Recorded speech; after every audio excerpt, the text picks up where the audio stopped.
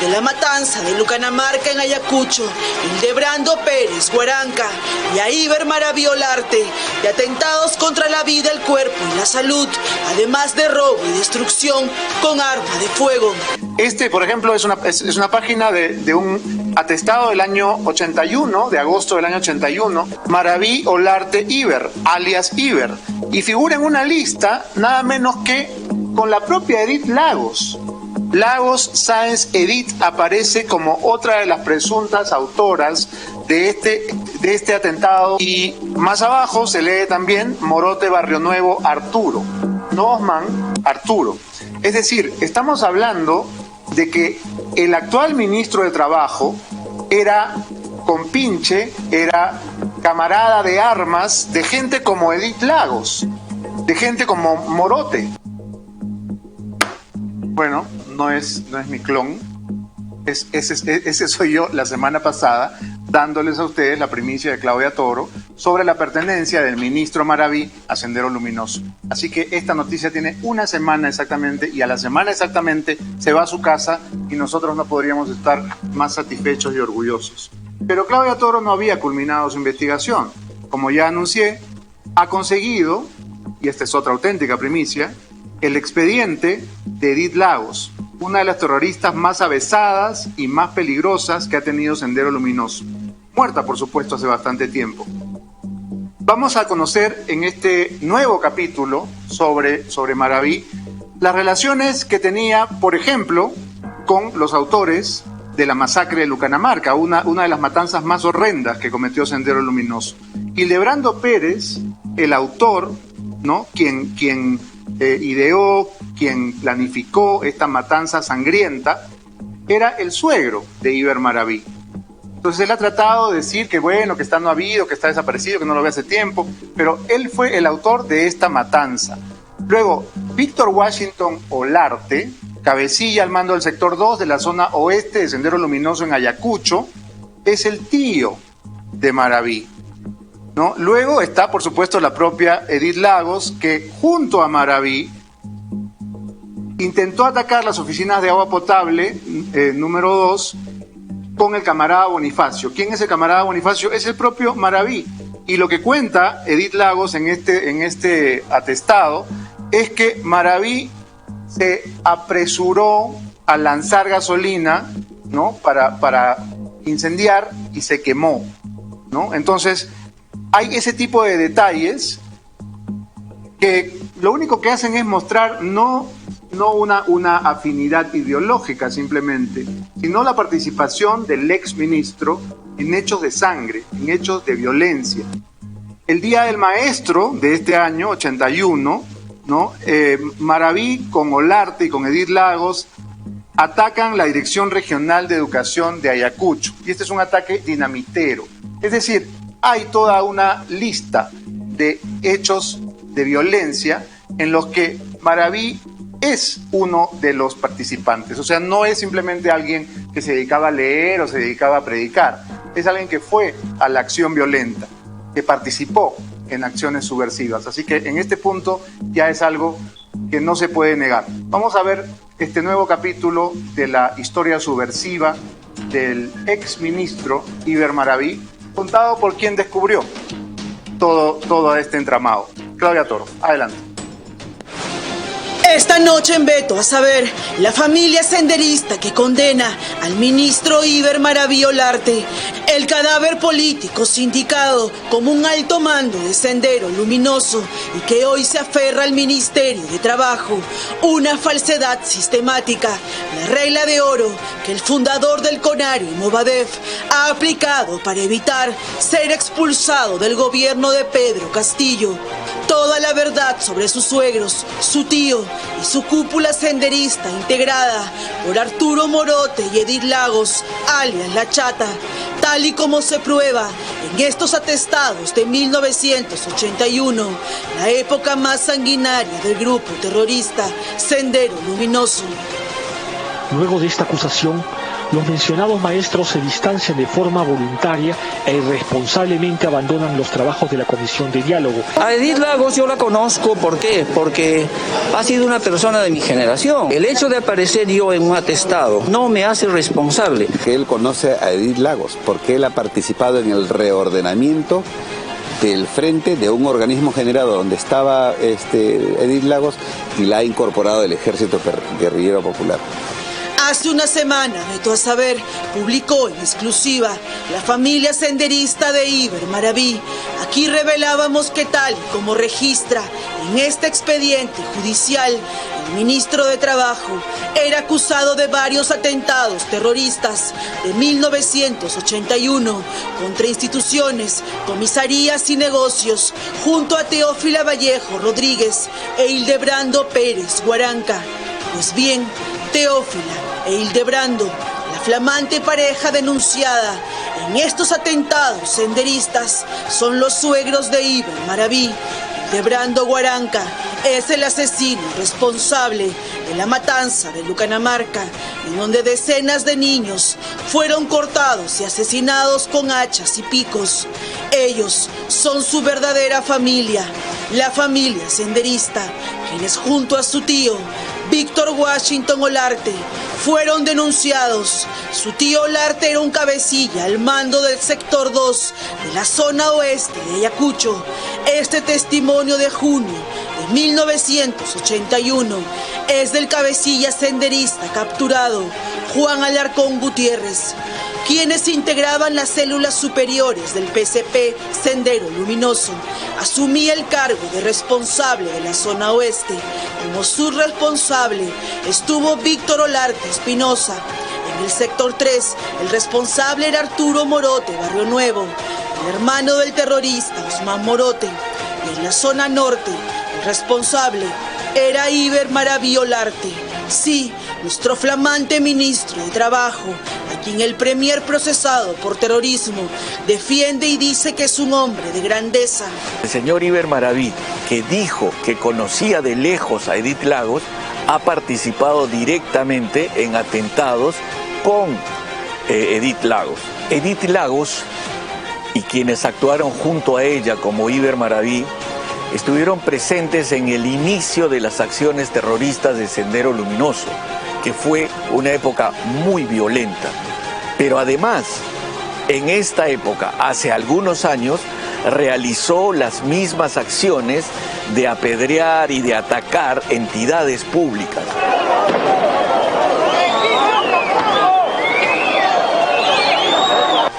Estas son quizás las últimas palabras ante la policía de la terrorista Edith Lagos Sáez, alias Edith o La Chata, a quien también el procesado Bellido defiende y venera. Era 21 de junio de 1980. Los detenidos Edith Lagos y los no habidos, como Iber Maraví, intentaron atacar las oficinas de agua potable número 2 de Ayacucho. Edith Lagos le contó a Víctor Ramiro Conisla que Bonifacio había sufrido quemaduras porque Iber Maraví Olarte se apresuró a emprender la gasolina. Esta vez la alumna de 18 años, la que había sido adoctrinada y entrenada por el cabecilla de Sendero responsable de la zona norte de Ayacucho, criticaba a su maestro, Maraví, de 19 años.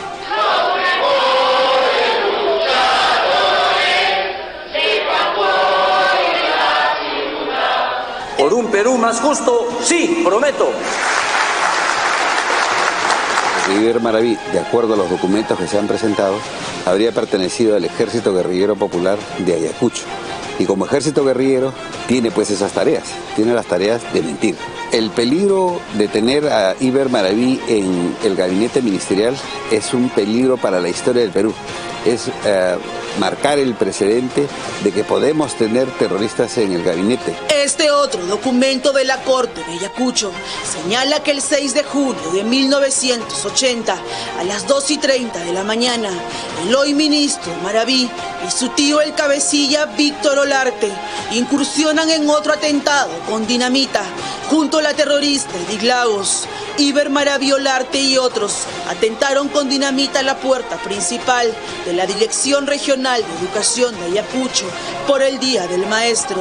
Es más, ese mismo día, la policía de investigación le seguía los pasos. Sabían que era el cabecilla y en el mismo domicilio de Iber Maraví comprobaron que hubo una previa reunión a las 00 horas, donde este y otro senderista dictaron una clase a los demás participantes sobre preparación y manipulación de explosivos. Aún con todas estas pruebas, el ministro que reconoció y legalizó el sindicato CONARE Movadef para facilitarle la inscripción del partido político a una fachada de Sendero Luminoso, dice que no se acuerda de nada. Ajá. Usted fundó el CONARE con el señor Guaynalaya. Ajá, así dicen, ¿no? Según el documento de la DIRCOTE. Ya, de la DIRCOTE. Muy bien, entonces... ¿Usted fundó el CONARE? No fundé... Afirma la DIRCOTE. Ah, caramba, o sea que de cuando acá, cuando la DIRCOTE afirme, eso se convierte en sentencia. En el caso del señor Maraví, entiendo que son investigaciones, ¿no? Sin embargo, el señor presidente es quien da la confianza y quien quita la confianza, ¿no? Este otro documento de la Fiscalía de Ayacucho, de agosto de 1982, un mes antes que la terrorista Edith Lagos muriera, se informa que se abre proceso contra todos los denunciados por atentados terroristas. En esta misma lista figuran William Esquivel Caicho, Edith Lagos Sáenz y el actual ministro Iber Maraví Olarte, junto a su tío, el cabecilla Víctor Olarte Espinosa. Aún así, Maraví, el encargado de reorientar y reconstituir el CONARE Movadef, junto al defensor de Abimael Guzmán, Robert Guaynalaya, ha preferido aplicar una vieja estrategia senderista, la llamada regla de oro, aquella que consiste en negarlo todo y preservar la identidad de quienes integran la cúpula. Observe cómo manipula y ataca a jóvenes periodistas. Es por eso que él conoce a Edith Lagos, porque él ha participado en el reordenamiento del frente de un organismo generado donde estaba Edith Lagos y la ha incorporado el Ejército Guerrillero Popular. Él la reordena y él participa con ella en varias actividades terroristas, ¿no? Entonces, eso significa que pertenecían a un comité zonal principal, porque eran las acciones en el centro de Ayacucho, ¿no? A Edith Lagos yo la conozco, ¿por qué? Porque ha sido una persona de mi generación. El hecho de aparecer yo en un atestado no me hace responsable. Están utilizando una estratagema senderista, la de utilizar la legalidad democrática para dinamitar la democracia.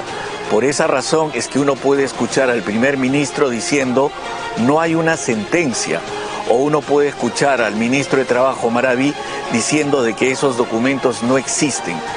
Y sí, en esta guerra contra la apología a terroristas enemigos del Perú, todos los peruanos hoy tenemos una sola consigna: rechazar a todo aquel que intente manipular la historia a su antojo para hacer lo que siempre hicieron: concientización política y hacerte creer que un grupo de vagos, incapaces y asesinos puede vencer la pobreza.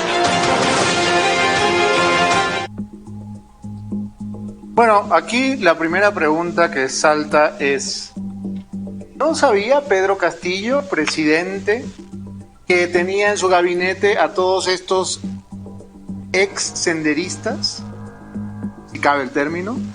Es decir, estamos descubriendo recién, porque los reporteros hacen su trabajo, que el gabinete está infestado por senderistas. ¿Pedro Castillo no lo sabía? ¿Vladimir Cerrón no lo sabía? ¿Lo están descubriendo ahora por televisión? ¿Alguien podría creer eso? ¿Cuál es la responsabilidad que tiene Castillo en estos hechos? Porque no es casualidad.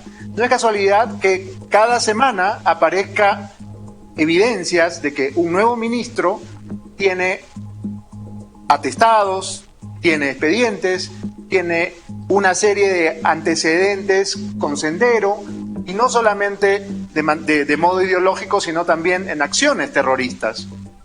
Esto no es casual, como no es casual tampoco que el primer ministro, Guido Bellido, sea un gran apologista de Sendero Luminoso. No es casual que el popular Puca se haya hecho conocido en las elecciones, no por una gran propuesta, no por un plan de gobierno, no porque diera un gran discurso en una plaza, se hizo conocido por su defensa cerrada de los senderistas. Cuando una periodista le preguntó si eran asesinos, él dijo que eran unos peruanos equivocados, ¿no? Eran unos peruanos que tomaron un camino, ¿no? Pero son peruanos, ¿no? ¿Qué tienes tú contra los senderistas? ¿Te acuerdan o no? Y ese señor es el primer ministro, es el jefe de todos estos ministros que también son senderistas. ¿Alguien podría pensar que esto es una casualidad? Por supuesto que no lo es. Y lo estamos descubriendo recién. Y entonces vamos a seguir descubriendo que los titulares de otros portafolios y otras carteras también están vinculados con Sendero Luminoso. Y esto lleva a una grave responsabilidad de quien ha armado este gabinete. Y quien ha armado este gabinete es el señor Pedro Castillo Terrones. Entonces, ¿quién va a seguir? ¿Quién es el siguiente senderista que vamos a expectorar del gabinete? No los periodistas, el pueblo, como le gusta decir a Castillo, ¿no? El pueblo los está expectorando. El pueblo expectoró a Béjar, que en su tiempo se les decía guerrilleros, otro terrorista, ¿no? Y ahora está ocurriendo con Maraví. Y seguramente tendrá que ocurrir con otros. ¿Y por qué no? Tendrá que ocurrir con el propio Puca Bellido, que no en vano se apoda Puca, que significa rojo en quechua, ya que está tan de moda el quechua. ¿Por qué no lo llamamos directamente el Premier Rojo? ¿No? Porque le encanta que le digan así, rojo como su cabellera. Entonces, digámosle así, y que cada semana vayan apareciendo con el trabajo conjunto de todos los periodistas de investigación del Perú, uno por uno, todos los terroristas que han infiltrado en el gabinete para que nos gobiernen. Porque esto sí es una afrenta que no podemos tolerar. Vamos ahora a conocer el comunicado que hiciera